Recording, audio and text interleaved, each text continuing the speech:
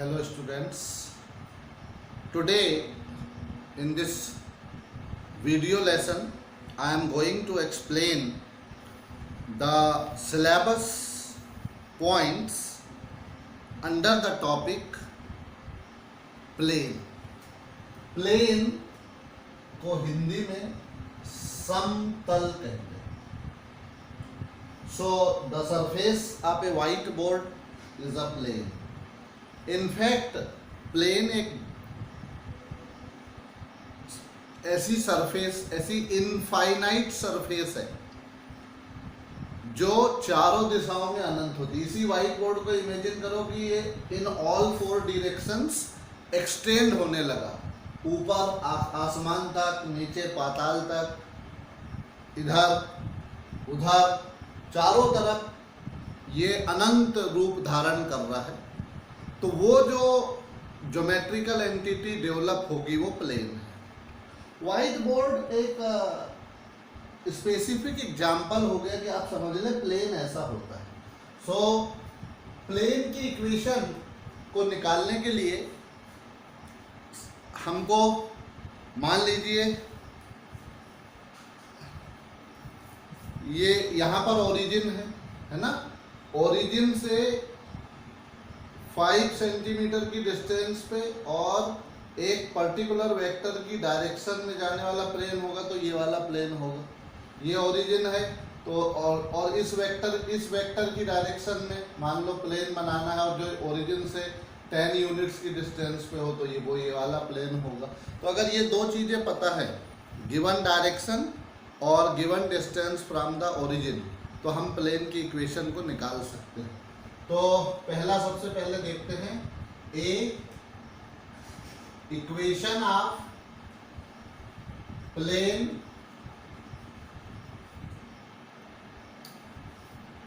To a given direction and at a given distance from origin. This is the first concept. Equation of plane to a given direction and at a given distance from origin. यहाँ symbolically हम लोग एक ऐसा plane बनाएंगे. Suppose यहाँ origin है तो origin से प्लेन के ऊपर परपेंडिकुलर ड्रॉप करो.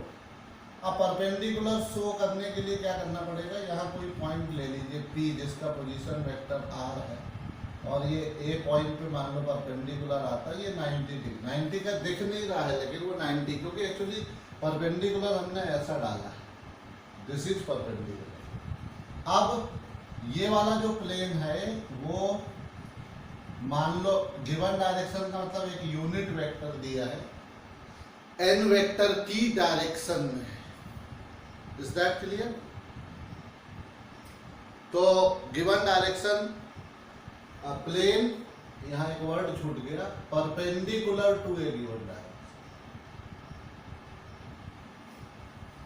दी हुई दिशा के परपेंडिकुलर. तो ये एन यूनिट के परपेंडिकुलर है. पी हमने जनरल पॉइंट लिया है, यहां से इसको मिला दीजिए तो ये आर वेक्टर, इसको कहेंगे एक्चुअली पी का पोजीशन वेक्टर है तो पी के बाजू में लिख सकते हैं, है ना. अब यहाँ पे देखें ये जो ओ ए वेक्टर होगा, ओरिजिन से प्लेन की डिस्टेंस मतलब परपेंडिकुलर डिस्टेंस, तो ओ ए वेक्टर जो होगा वो पैरेलल होगा in figure. O A vector is parallel to n cap. This implies OA vector will be equal to lambda times n cap. अच्छा, now we want to find AP vector.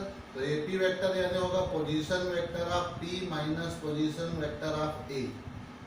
P का position vector क्या है, R है, और OA का position vector lambda times n cap है. ठीक है. फर्दर यहाँ एक ऐसा कंसेप्ट है कि AP जो है वो प्लेन के अंदर वेक्टर है. तो जो और n यूनिट प्लेन पे परपेंडिकुलर है तो AP पे भी परपेंडिकुलर होगा, तो n cap is perpendicular to AP vector. और आपने वेक्टर्स में पढ़ा है, दो वेक्टर अगर परपेंडिकुलर हो तो उनका डॉट प्रोडक्ट 0 होता है, तो n r minus lambda n is equal to 0। Okay, अगर ये वाली डिस्टेंस की लेंथ अगर हम d मान लें तो इसको हम dn वेक्टर लिख सकते हैं। तो ऐसा समझने के लिए आपके लिए अच्छा होगा कि वो डिस्टेंस कहीं दिख नहीं रही, अभी लैम्डा डिस्टेंस हो, ठीक है। इस दिशा में 1 यूनिट लेंथ का वेक्टर n कैप है, तो d यूनिट लेंथ का वेक्टर कितना होगा, dn कैप, ये डिस्टेंस d मल्टीप्लाई कर दीजिए, डॉट प्रोडक्ट कम्यूटेटिव होता है तो इसको r डॉट एन कैप भी लिख सकते हो, और n cap dot n cap 1 हो जाएगा, तो minus d equal to 0। This implies r vector dot n cap is equal to d। ये जो इक्वेशन निकली है this is vector equation of plane है, और इसको नॉर्मल फॉर्म कहते हैं। क्या कहते हैं, नॉर्मल फॉर्म, क्योंकि इसमें एक नॉर्मल वेक्टर यानी जो प्लेन के परपेंडिकुलर वेक्टर है वो दिया हुआ है, इसलिए उसको नॉर्मल फॉर्म कहते हैं।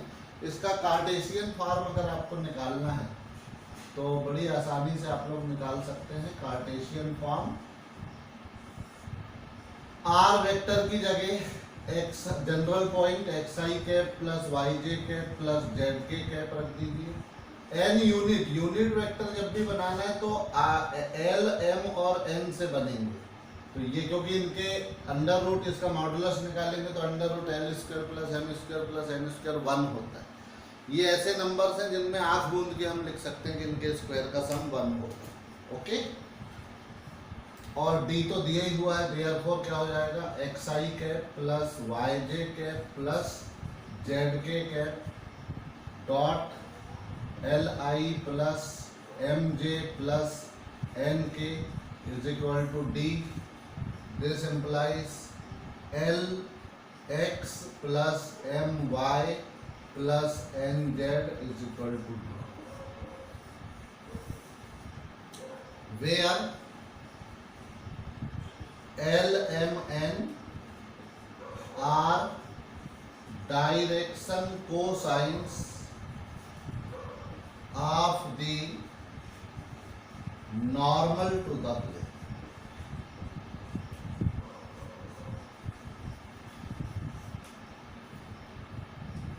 तो ये कार्टेशियन फॉर्म, जब x y z के कोफिशिएंट के स्क्वायर का सम आपको 1 समझ में आ जाए तो समझ लेना कि वो n यूनिट वाला इक्वेशन है।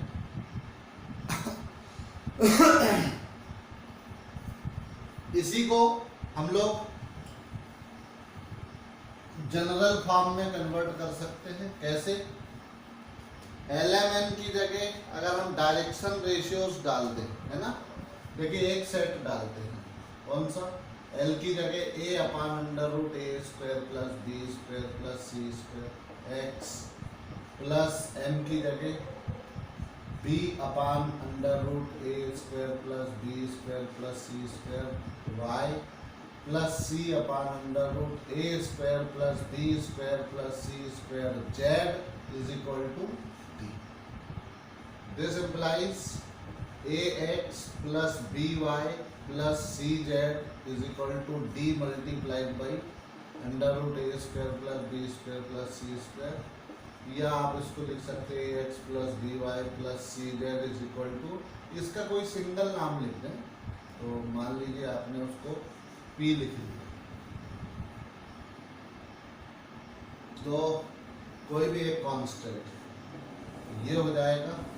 जब हम इस थ्योरी में या कहीं रेफरेंस देंगे तो x plus B Y plus C Z equal to d भी लिख सकते हैं। कॉन्टेक्स्ट क्लियर होना चाहिए कि यहाँ जो डी है वो कांस्टेंट है। यहाँ पर नॉर्मल फॉर्म में यूजुअली ये जो डी है, इस डी की जगह पी इस्तेमाल होता है, स्मॉल पी, तो यहाँ पर स्मॉल p हो जाएगा, देखो ऐसा। तो ये नॉर्मल फॉर्म हो जाएगा प्लेन का। तो एल एम एन पी एक कॉम्बिनेशन में आ रहे हैं, तो l x plus n y plus n z equal to p. तो यहाँ पे अगर हम p यूज कर लेंगे तो ये जो p इंटू इतना होगा, इसका नाम रख दीजिए स्मॉल p, तो ये ए बी सी डी में आ जाएगा, ये भी बेहतर लगेगा। फिर भी मैं आपको समझा दूं कि ये संकेतन या नोटेशंस जो है वो केवल आपकी सुविधा के लिए है, वहाँ कांस्टेंट लैम्डा डी ही होना चाहिए, पी ही होना चाहिए, ऐसा कोई जरूरी नहीं। अब ये देखिए, इसका अगर हम नॉर्मल फॉर्म बनाएंगे, वेक्टर फॉर्म बनाएंगे, तो वास्तव में ये एक्स आई प्लस वाई जे प्लस जेड के में ए आई प्लस बी जे प्लस सी के का डॉट प्रोडक्ट दिखाई दे रहा है ना। मतलब हम इसको ऐसा लिख सकते हैं, आर डॉट, मान लो ये कोई ए वेक्टर था, इज इक्वल टू, तो ये हुआ जनरल फॉर्म। और जनरल फॉर्म में यहाँ जो ए बी सी है, आर, ये होंगे direction ratios of the normal,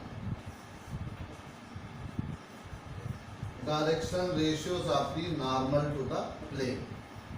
तो R dot A is equal to D है, तो वो जनरल फॉर्म होगा, इसमें एक्स वाई जेड के कोफिशिएंट। तो जितने भी फॉर्म से आप प्लेन की इक्वेशन निकालेंगे, जैसे लाइन की इक्वेशन में आपने पढ़ा 1 पॉइंट फॉर्म, तो y माइनस वाई वन बराबर m into x minus x y. फिर बना स्लोप और इंटरसेप्ट फॉर्म, तो y बराबर एम एक्स प्लस सी। फिर बड़ा इंटरसेप्ट फॉर्म, तो x upon a plus y upon b is equal to. जब कोई भी इक्वेशन को जब आखिरी में आप सिंप्लीफाई करके लिखते थे, तो वो A X plus B Y plus C Z equal to A X plus B Y equal to C की फॉर्म में आती थी। तो ये general form of the line था। लाइन से 3D में कैसे आए आप समझो जरा। A X plus B Y equal to C लिखा है, और इसमें अगर प्लस सी जेड जोड़ के इधर डी लिख दे, यानी एक वेरिएबल और इंसर्ट कर दे, तो वो लाइन से प्लेन की इक्वेशन बन जाए। ये वाली बात का ध्यान रखना। तो जो भी आप प्लेन की इक्वेशन को सॉल्व करेंगे, वो at the end something x plus something y plus something z is equal to some constant, इसी फॉर्मेट में आएगी, तो वो नॉर्मल फॉर्म कहलाएगा। Is that clear?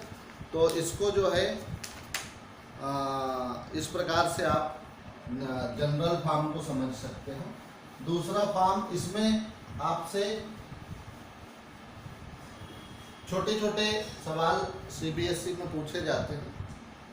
एक एग्जांपल मैं आपको बता रहा हूँ। Find the perpendicular distance of the plane 2x minus 3y plus 4z is equal to 11 from origin। Origin से परपेंडिकुलर डिस्टेंस निकालना है, तो इस इक्वेशन को आपको नॉर्मल फॉर्म में कन्वर्ट करना पड़ेगा। 2 square plus minus 3 square plus 4 square तो 1 नहीं होगा, है ना। तो क्या करें आप, इसको डिवाइड कर दें, dividing throughout by under root a square plus b square plus c square, that is under root 16 और 9 25 4 29। वी गेट क्या मिलेगा, 2 by under root 29 x plus minus 3 by under root 29 y plus 4 by under root 29 z is equal to 11 by root 29, है ना। Which is the equation of plane in normal form. Normal form क्या होता है, form l x plus m y plus n z is equal to p. Therefore required distance वो होती है p, origin से perpendicular distance ही p है, तो p बराबर हो जाएगा 11 अपान रूट 29 यूनिट्स। तो ये बहुत आसान तरीका है कि ओरिजिन से आपको डिस्टेंस निकालना है, तो आप इस प्रकार से बड़ी आसानी से निकाल सकते हैं।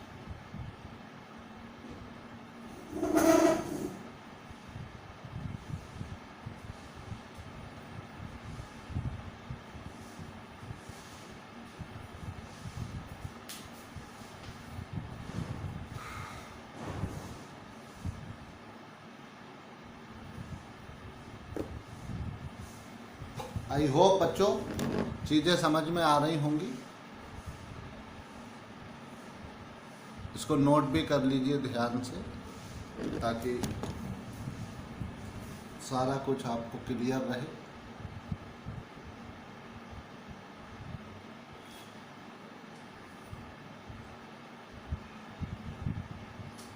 ओके,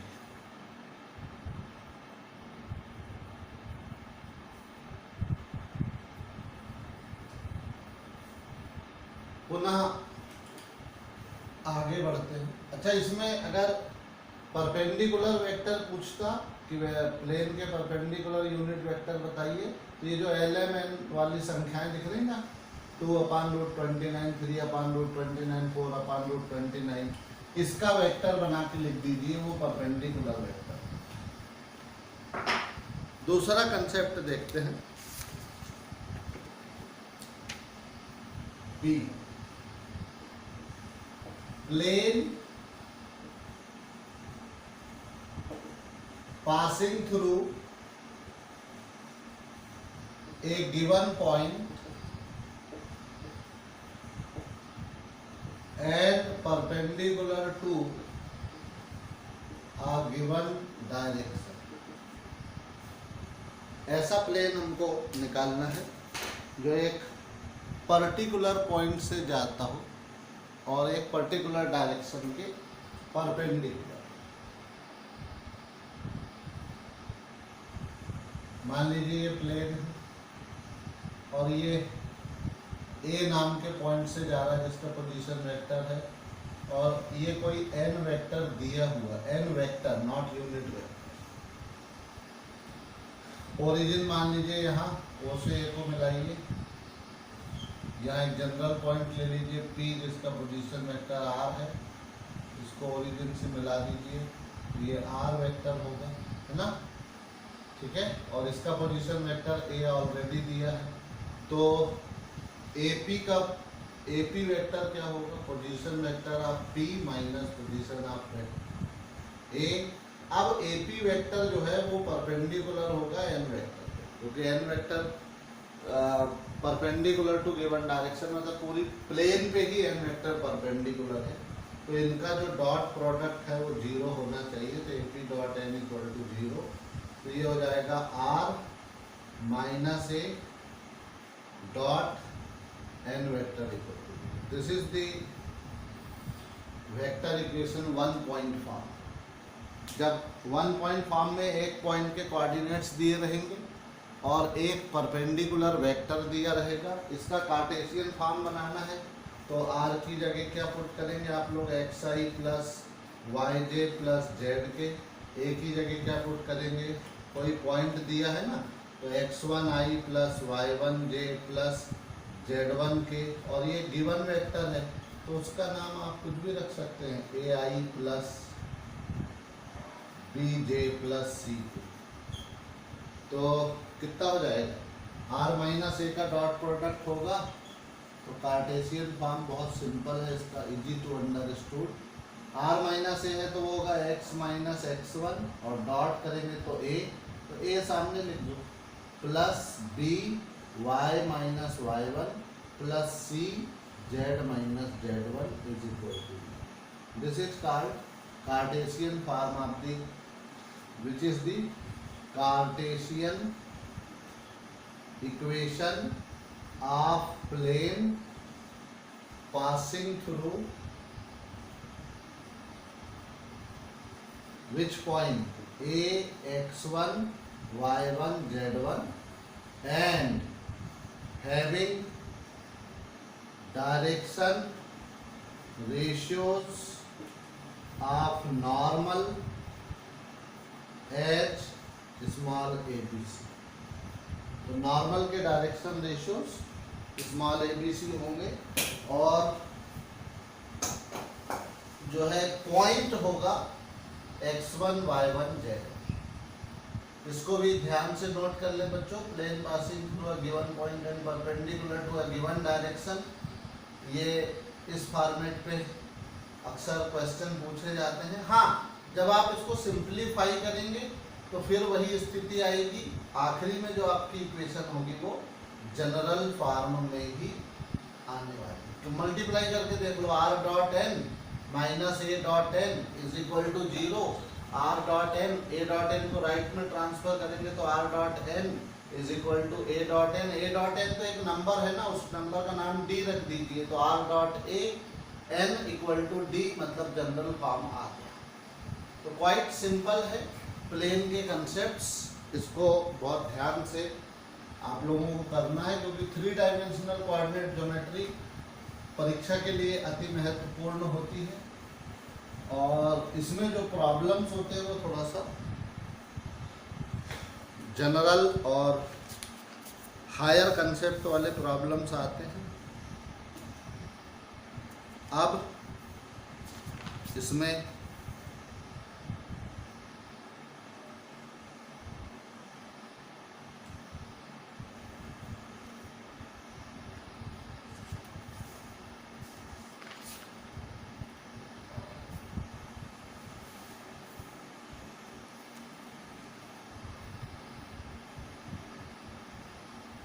एक एग्जाम्पल देखिए, 2002 में पूछा गया था, एग्जाम्पल 2 है। The position vector of 2 points A and B are 3i plus j plus 2k and I minus 2j minus 4k respectively. Find the vector equation of the plane passing through B and perpendicular to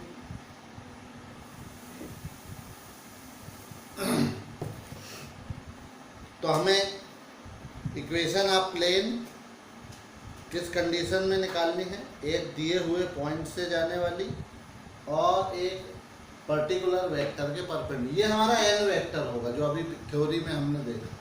तो solution,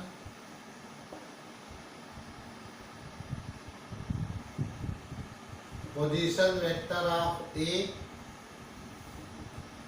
that is small a मान लो, वो हो जाएगा 3i plus j plus 2k। Position vector of point B that is small b, उसको मान लो i minus 2j minus 4k, है ना।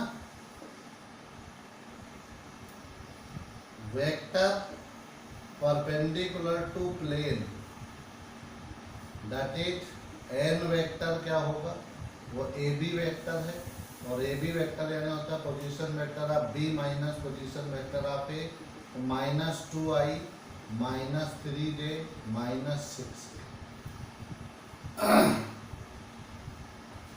तो required equation of plane is, अभी हमने लिखा था ए पॉइंट से जाने वाला तो r minus a dot n था इक्वल टू 0, यहाँ हो जाएगा r minus b dot n vector. ये हो गया b से जाने वाला है ना, तो r minus b dot n vector is equal to 0। अब तो इसको प्रैक्टिकल में ले जाते समय क्या करेंगे हम लोग,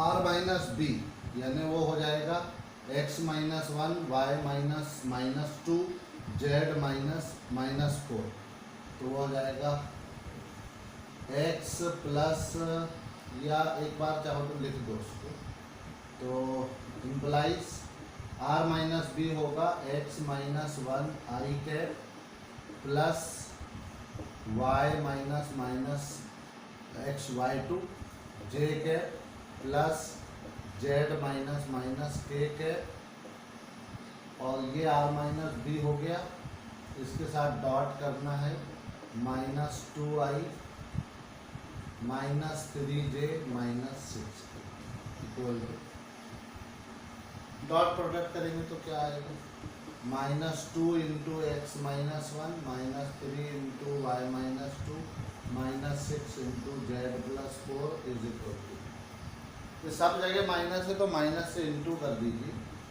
और मल्टीप्लाई भी कर दीजिए, तो 2x माइनस से इंटू करेंगे तो यहाँ भी प्लस हो जाएगा, यहाँ भी प्लस हो जाएगा, तो प्लस 3y प्लस 6z तो आ ही गया। अब ये देखिए यहाँ प्लस 2 था, यहाँ प्लस 3, यहाँ प्लस 6, तो 2 बन गया 2 यानी माइनस 2, 3 2 जा 6 यानी माइनस 6, 6 4 जा 24 यानी प्लस 24, 24 में से 8 गए 16, तो यहाँ बचेगा प्लस 16 इक्वल टू, देखिए ax plus B Y plus C z is equal to d लिखो या इस तरफ डी लिख लो, कांस्टेंट कहीं भी एडजस्ट किया जा सकता है। तो जो फाइनल आंसर है वो कहाँ है, अल्टीमेटली नॉर्मल जनरल फॉर्म में। अगर वेक्टर इक्वेशन हमको बोला होता तो इसी को हम लोग इस प्रकार से भी कर सकते हैं, आर डॉट एन कर लीजिए, अलग अलग कर दीजिए, जो जाएगा r dot n vector is equal to, उधर जाके होगा बी डॉट एन वेक्टर, है ना। अब आर को आर ही रहने दीजिए और एन का मान केवल रखिए minus 2i minus 3j minus 6k और बी डॉट एन कर लीजिए, तो ये आएगा माइनस 2 प्लस 6 प्लस 24, तो ये हो गया 28। अब ये हो गया r dot minus 2i minus 3j minus 6k is equal to 28, ये वेक्टर फॉर्म में इक्वेशन। पिछली कैलकुलेशन में वो कांस्टेंट का एक बार फिर से देख लीजिएगा, शायद 28 ही आना चाहिए, तो वो आप लोग दोबारा से लिखेंगे तो इट विल बी क्लैरिफाइड।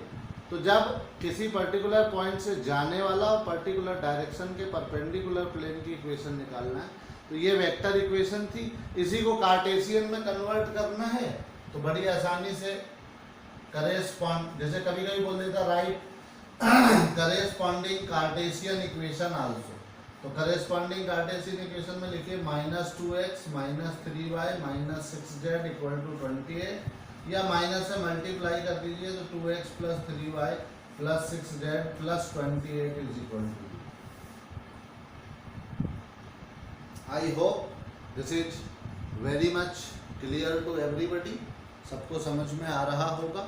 ऐसे प्रॉब्लम्स जो है आपको परीक्षा में पूछे जाते हैं। अब ज़्यादा महत्वपूर्ण सवालों की श्रेणी में जो सवाल हैं उनको हम लोग यहाँ पर डिस्कस करना चाहेंगे। आई होप ये इतना सभी बच्चों को समझ में आया होगा। एक और वीडियो मैं आपको बच्चों कल दूंगा, तो इससे आपका 3 डायमेंशनल कोऑर्डिनेट ज्योमेट्री पूरा हो जाएगा। कल हम जो है लाइन और प्लेन के कॉम्बिनेशन में कौन कौन से प्रॉब्लम्स हो सकते हैं और प्लेन की 1-2 केसेस और हो सकती जो हमारे सिलेबस में हैं, तो उनको जो है हम कंप्लीट करेंगे। आज के लिए आपको इतना ही। इस वीडियो में हम टॉपिक को यहीं समाप्त कर सकते हैं। इससे आपको जनरल प्रॉब्लम्स ऑन प्लेन को सॉल्व करने में निश्चित रूप से मदद मिलेगी, तो ध्यान से इस वीडियो को देख लीजिए। Thank you.